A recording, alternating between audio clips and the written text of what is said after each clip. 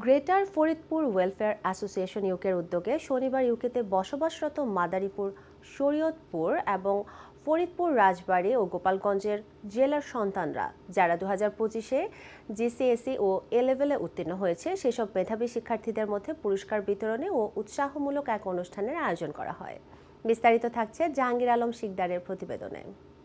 Greater Faridpur welfare association ইউকের উদ্যোগে 11 October শনিবার 2025 ইউকেতে বসবাসরত মাদারীপুর, শরীয়তপুর, ফরিদপুর, রাজবাড়ী ও গোপালগঞ্জ জেলার সন্তানেরা যারা এবছর জিসিএসসি ও এ লেভেল উত্তীর্ণ হয়েছে সেসব মেধাবী শিক্ষার্থীদের মধ্যে পুরস্কার বিতরণে উৎসাহমূলক এক অনুষ্ঠানের আয়োজন করা হয়।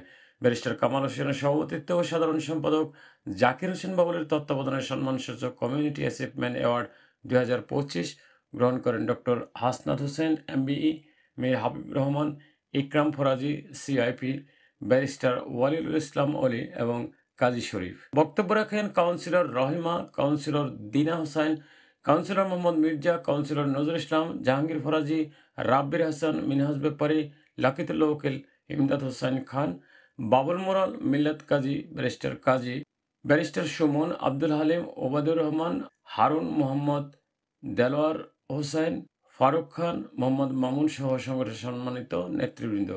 অনুষ্ঠানকে সার্বিকভাবে সফল করায় সম্মানিত অতিথিবৃন্দ, সংগঠনের কার্যকরী পরিষদের সদস্যবৃন্দ, নেতৃবৃন্দ ও সাবেক কমিটির উপদেষ্টা পরিষদের এবং মেধাবী শিক্ষার্থীদের প্রতি ধন্যবাদ জানান অ্যাসোসিয়েশনের সভাপতি। পরিশেষে ডিনারের মধ্য দিয়ে অনুষ্ঠানের সমাপ্তি হয়। Jahangir Alam Shikdar, ION TV news.